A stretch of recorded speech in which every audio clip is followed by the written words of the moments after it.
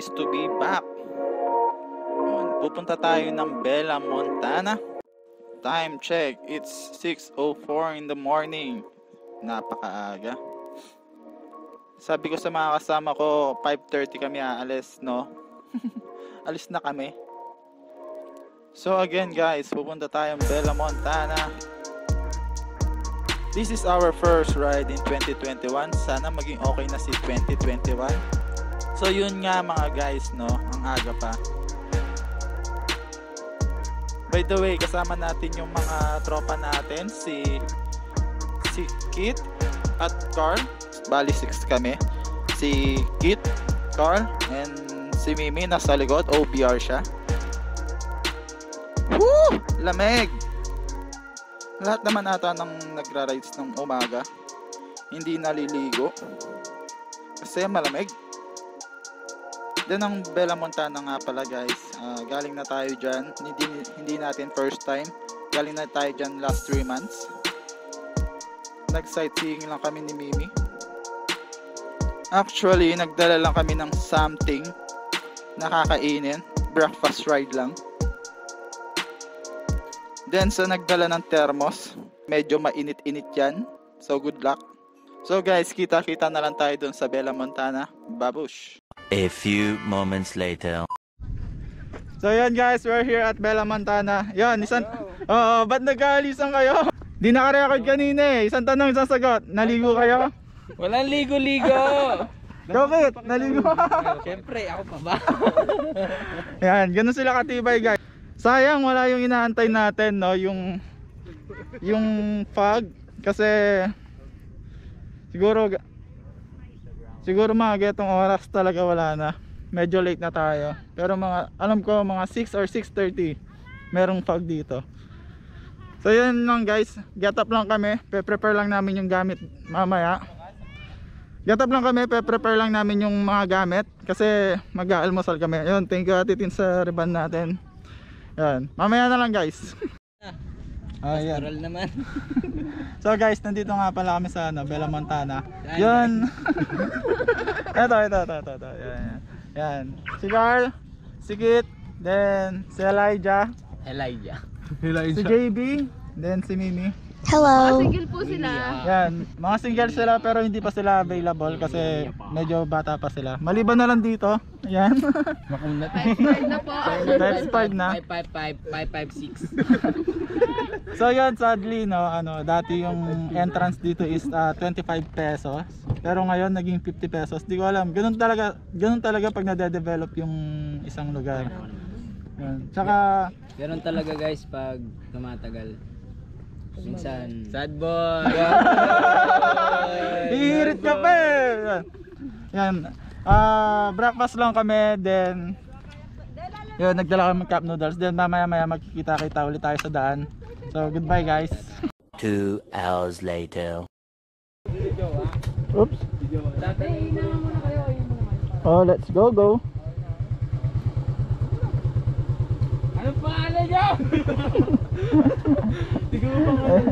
Ayan guys, nakakita sila ng chicks. Yan, let's go. Yan, thank you Bella Montana. Siguro for the 3rd time babalik ulit tayo dito sa susunod. Bababa ka? So yun o, shoutout Bytech 101, napakaganda na keychain nyo. Thank you. Tara na.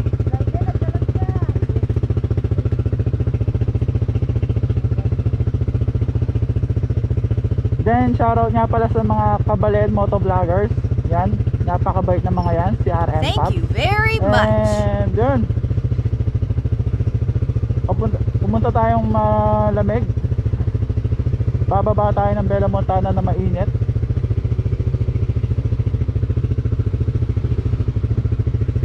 Yun, nagmamadali na si Kit. Okay, saan punta? Yan, time check. It's 8:30. Medyo mainit na sa daan.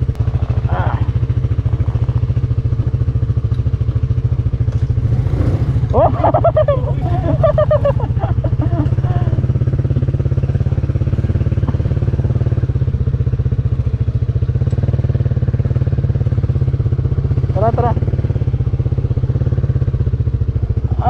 eto na naman tayo sa daanan. Ay, grabe.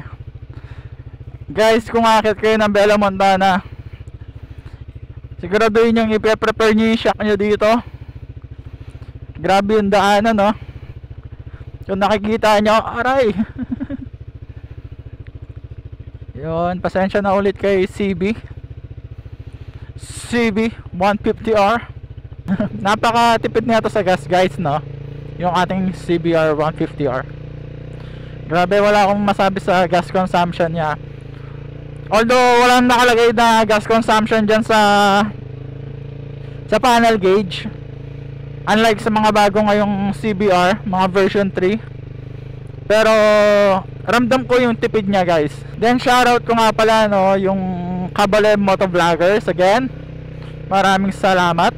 Tulong-tulong kami para makaangat sa aming mga vlog. Then nakalimutan natin magpagas kanina nung papunta tayo dito. Siguro kaya pa naman. Kaya pa naman ang gas natin pa uwi. Aray, oh, grabe. No. Aray. Oh no. Oh no. Grabe yung ano. Grabe yung daanan.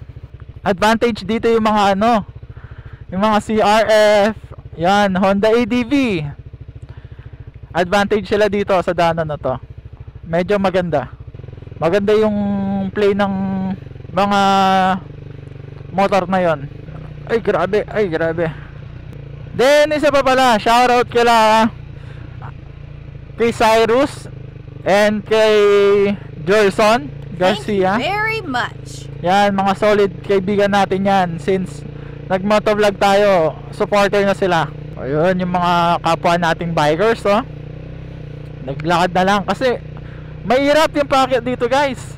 Ayan, oh, kung titignan nyo yung isang bikers, paangat siya, medyo masakit kapag pumadyak ka. Ang sarap tumira dito, no, pag bundok. Ramdam na ramdam mo yung mga probinsya. Ano, mi? Then kaya nga pala kami pumunta dito, guys, sa Bella Montana. Hindi para mag-rides lang, mag-short ride. Pumunta kami dito para mag-refresher. Kasi alam niyo naman sa work natin, work ko pala. Then sa mga ano, medyo loaded tayo, busy, marami tayong kanya-kanyang ginagawa sa buhay. Kaya kailangan namin ng something refresher na makakapag-unwind kami. Patakin mo ka. Hindi pwede dito yung mga naka-stance na Mio, no? Aray. Para kami nag-trail dito ng level 1 lang. Yan, karamihan ng mga kapakamotor natin, lalo na sa mga taga Pampanga and Tarlac, karamihan sa mga nagmomotor nakapunta na dito sa Bella Montana. Then kung hindi pa kayo nakakapunta, no, then nakita nyo lang yung Bella Montana dito sa video ko, sa vlog ko, siguraduhin nyo na may dala kayong pang entrance. Kasi tumaas na yung entrance fee nila, naging 50 pesos na. Dati kasi 25 pesos lang. Kaya yun, prepare nyo na rin yung pang entrance nyo. Then kung pupunta kayo, advice ko mas maganda umaga. Kasi unahan sa place, eh. Yung mga lamesa, unahan kayo sa lamesa. Tsaka syempre sa mga spot na rin. Kung gusto nyo makakuha ng magandang spot, ay kailangan nyo pumunta ng mas maaga pa sa alas 6. Kasi parami ng tao. Simula nga pala sa place namin hanggang dito sa Bella Montana is kung taga Angeles City ka, Angeles City, Pampanga, ang biyahe mo is naglalaro lang sa 30 to 45 minutes. Depende sa takbo mo yon. Kung dadaan ka ng Clark, Clark. Pero kung nasa takbong 69 ka lang, katulad ng takbo natin, takbong pogi lang, siguro mga 45 minutes. Sakto na yun dito, 45 minutes. Then gumawa nga pala ako ng montage sa small clip lang naman para mapasilip sa inyo ang Bella Montana, kung gaano kaganda, kung gaano kasarap ang simoy ng hangin. sa taas ng bundok. Ito siya, papakita ko siya guys, oh. Come true.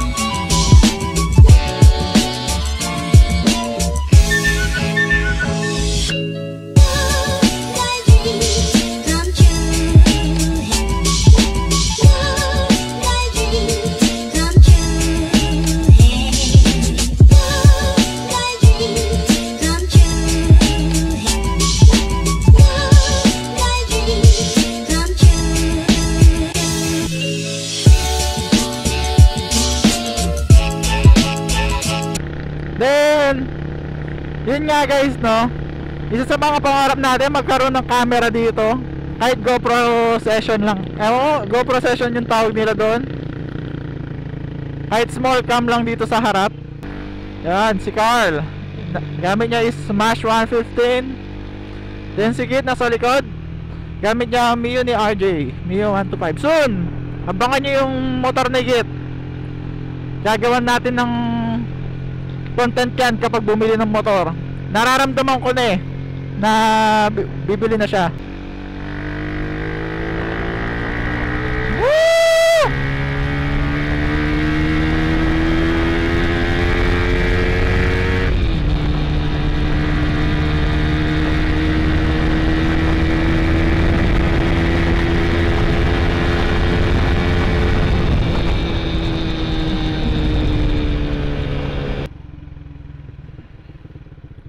Ay wow, ang cute ng motor naman yan. Ang cute ng motor, ang liit.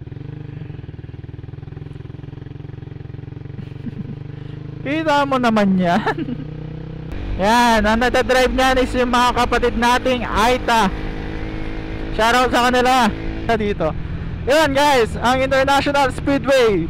Kung sino gusto mag-banking dyan, yung mahilig sa mga karera-karera, yan, dyan yung i-test yung motor nyo, mas maganda. Yan, isa pa pala guys, marami nagtatanong bakit yung pangalan natin sa YouTube channel natin is Speed Limit 69. Yung 69 is nakuha ko sa dati naming group, sa grupo rin ng mga pumunta kami ng Cebu. Ang pangalan ng group namin is Route 69. Yan. So, parang tinuloy ko lang yung legacy ng grupo na yon, pero by motovlogging, sharing na rin sa inyo ng mga experience ko, then mga adventure ko. Kaya nag-speed limit 69. Kasi yung iba kini-question nila bakit 69. Knowing that yung word na yun is yung number na yun is medyo alam nyo na, pero depende na lang yan sa inyo kung paano nyo iisipin yun. Hindi ko na problema yun guys. Ang importante, support lang. Then may mga taong nagmamahal naman sa atin. So yan nga guys, no, kayo nang bahala umusga sa pangalan ng channel natin. Basta sa akin, magandang name ng channel to kasi yun yung pumasok sa mind natin. And try natin gawin 69 to. Dandahan lang natin.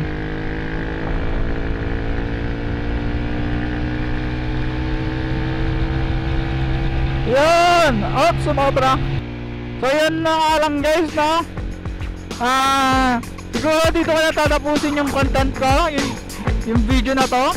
Sa mga hindi pa nakapag-subscribe, don't forget to subscribe, share, and like. Then, friendly reminders guys, huwag niyong makakalimutan na yung best practices natin. Always wear face mask, face shield, then sanitize. Kung di naman importante yung lakad natin, huwag nang lumabas kasi delikado pa rin. Then I hope this 2021 is magiging okay na. Magiging okay na yung lahat. Then subscribe, spread, music, and all.